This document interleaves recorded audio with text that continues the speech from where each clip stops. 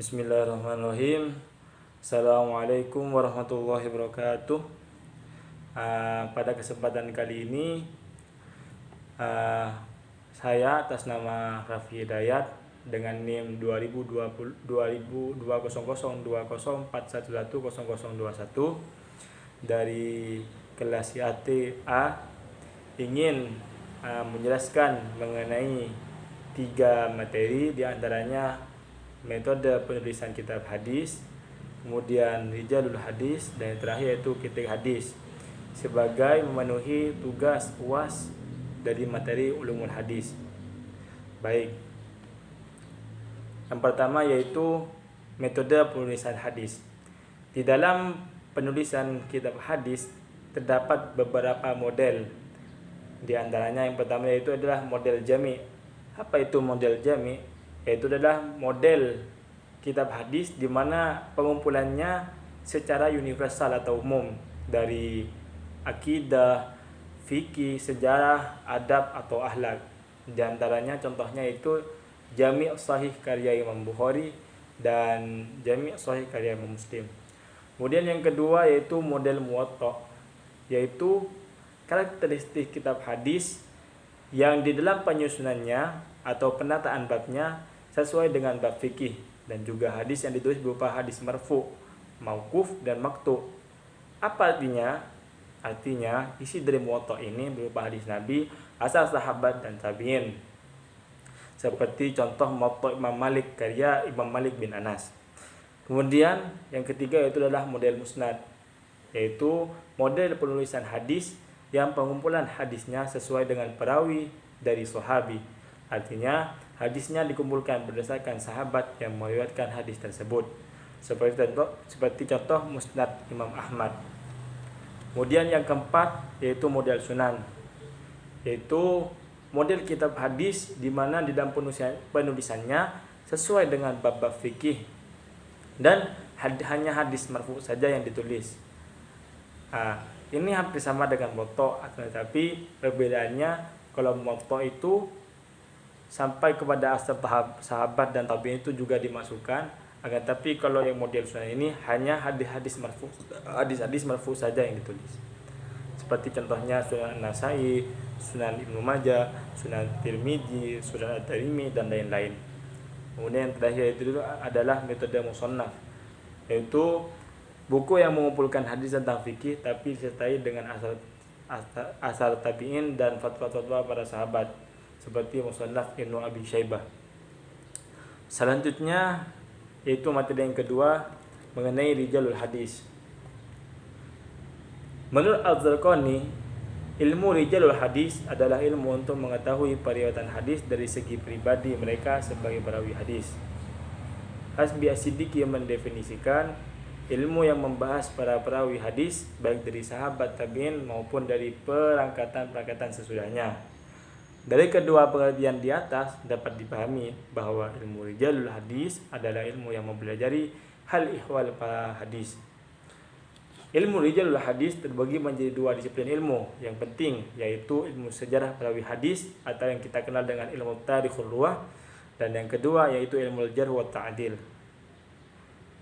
Menurut Ujaj Al-Khatib, ilmu tarikhul ruwah adalah ilmu yang membahas tentang perawi hadis dari segi yang berhubungan dengan periwayatan mereka terhadap hadis, menerangkan hal ihwal semua perawi dengan menyebut tahun kelahiran dan wafatnya serta menyebutkan guru-guru mereka, tahun kapan ia mendengar hadis dari gurunya, siapa saja yang meriwayatkan hadis darinya, menyebutkan asal negara dan tempat tinggalnya, juga menerangkan perjalanan rawi dan kedatangannya ke berbagai daerah yang berbeda-beda.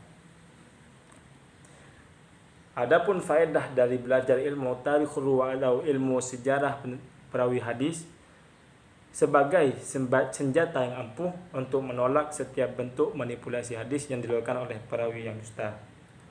Adapun macam-macam kitabnya itu berdasarkan metode yang digunakan, yaitu metode tabaqatul ruwah dalam suatu masa tertentu, yaitu pengumpulannya dalam suatu masa yang satu masa, yaitu Tabaqatul Kubra karya Ibnu Sa'd dan Tabaqatul Ruwat karya Khulaifah Ibnu Khiyat Al-Asfari.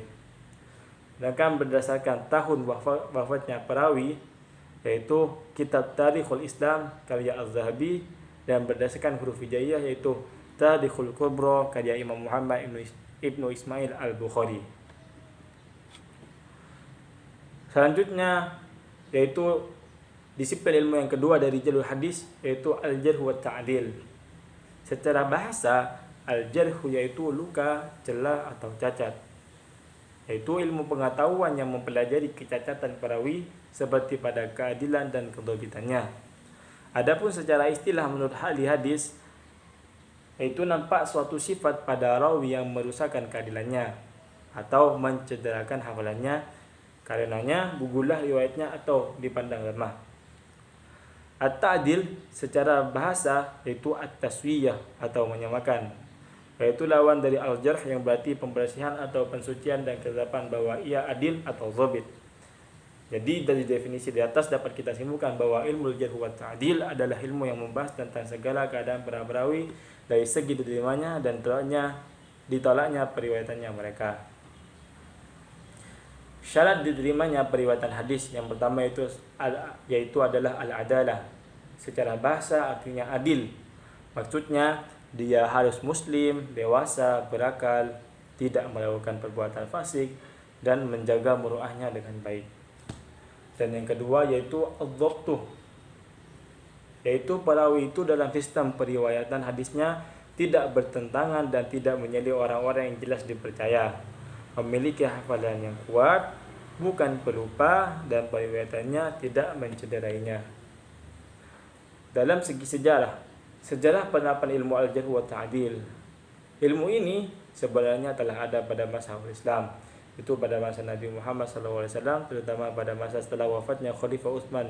Mulailah berkembang ilmu ini karena banyaknya orang yang memalsukan hadis demi kepentingan tertentu. Sejarah penulisan ilmu al-jarh wa ta'dil, ilmu ini telah ada pada masa Nabi, tetapi karenanya baru muncul pada abad kedua Hijriah, seperti Abdullah bin Mubarak, Walid bin Muslim, dan lain-lain. Mereka lah yang memulai kodifikasi ilmu ini. Akan tetapi karya At-Tabaqatul Kubra yang ditulis oleh Muhammad bin Sa'ad abad kedua Hijriah dianggap karya pertama yang sampai di kita.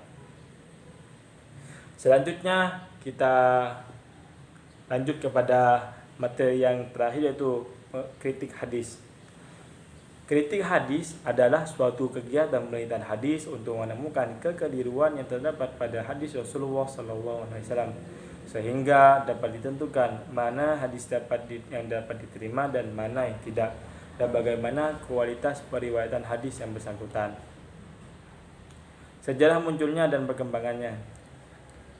Kritik hadis pada saat Rasulullah masih hidup sangat mudah dilakukan para sahabat, karena para sahabat secara langsung dapat mengetahui valid dan tidaknya hadis yang mereka terima itu melalui jalan konfirmasi kepada Rasulullah SAW.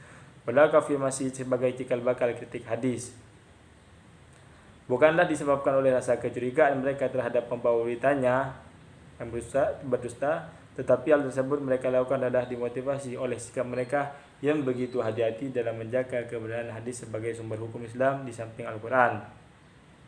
Kemudian kritik hadis di era sahabat. Pada era sahabat, metode penelitian hadis mulai berkembang dengan pola yang bersifat komparatif atau perbandingan. Pada masa ini, setelah wafatnya Rasulullah SAW, para sahabat seperti Abu Bakar Siddiq, Umar bin Khattab, dan Ali bin Abi Thalib kemudian mulai membuat suatu rambu-rambu atau syarat diterimanya suatu hadis. Antara lain misalnya dengan mengharuskan kesaksian sahabat yang lain untuk membenarkan periwayatan hadis tersebut.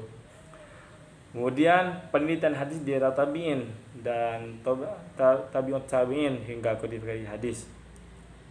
Pada masa ini telah terdapat para pemalsu hadis yang dengan sengaja memanipulasi hadis dengan alasan-alasan yang bersifat personal atau kepentingan golongan. Seperti ungkapan Utsman Sya'rani bahwa pada masa ini telah muncul hadis palsu tentang kelebihan 4 khalifah, kelebihan ketua-ketua kelompok, kelebihan ketua partai, memuliakan dan mencaci kelompok orang agama tertentu. Di samping pemalsu hadis tersebut dilakukan oleh orang Islam, orang non-Muslim juga melakukan pemalsuan hadis karena keinginan untuk meruntuhkan Islam. Munculnya pemalsuan hadis kemudian menuntut para ulama yang hidup pada masa tabi'in dan sesudahnya untuk bersikap ekstra ketat dan melakukan penelitian hadis. Hal tersebut antara lain dapat dibuktikan dengan semakin ramainya aktivitas perjalanan ilmiah ke berbagai pelosok daerah yang bermaksud mempelajari hadis Rasulullah SAW. Pada masa tabi'in ini, para ulama semakin aktif dalam meneruskan rambu-rambu yang dijadikan sebagai standar kesahihan hadis. Hal tersebut terbukti dari lahirnya pemikiran tokoh kritik hadis yang terkenal dalam memelihara dan keaslian hadis. Cakupan kritik. Adapun kawasan kritik hadis adalah meliputi penelitian sanad dan matan hadis. Sebab kualitas kedua hal tersebut menjadi tolak ukur sahih atau tidaknya sebuah hadis. Sebagai contoh, kritik matan hadis yang dilakukan pada masa sahabat. Dari Aisyah tatkala mendengar sebuah hadis yang disampaikan oleh Ibnu Abbas dari Umar, Rasulullah SAW bersabda, "Innal mayyita la yu'adziba yabkau ahli alaihi." Mayit itu akan disiksa karena ditangisi keluarganya. Dengan serta-merta Aisyah membantah hadis tersebut dengan berkata, "Semoga Umar dirahmati Allah. Rasulullah tidak pernah bersabda demikian. Melainkan beliau bersabda, Innallaha yazidul kafir adaban yabkau ahli alaihi." Sesungguhnya Allah akan menambah siksa orang kafir karena ditangisi keluarganya. Hadis di atas menunjukkan bahwa kritik matan hadis sudah dimulai sejak masa sahabat. Aisyah telah mengkritik matan hadis didengar dari Ibnu Abbas tersebut dengan cara membanding dan mengkonfirmasikan dengan hadis yang bertema sama yang pernah didengarnya sendiri dari Rasulullah dan juga Al-Quran. Jadi kurang lebih seperti itu yang saya sampaikan mengenai 3 materi. Dan yang terakhir, sebagai tugas yang terakhir dari UAS Ulumul Hadis, yaitu menyampaikan 1 hadis. Baik, mengenai hadis tentang sholat Jumat. An Abi Hurairah radhiyallahu anhu qala Rasulullah sallallahu alaihi wasallam, "Man takallama yaumul jum'ati wal imamu yakhthub fa huwa kamathal himar yahmilu asfara walladhi yaqulahu asis laysat lahu jum'ah wa idza sa'ida al-khatibu 'alal mimbar fastami'u lahu wa ansitu la'allakum turhamun." Rawahu Muslim. Mungkin cukup sekian yang dapat saya sampaikan. Selebihnya saya mohon maaf apabila ada kekurangan maupun kesalahan. Wassalamualaikum warahmatullahi wabarakatuh.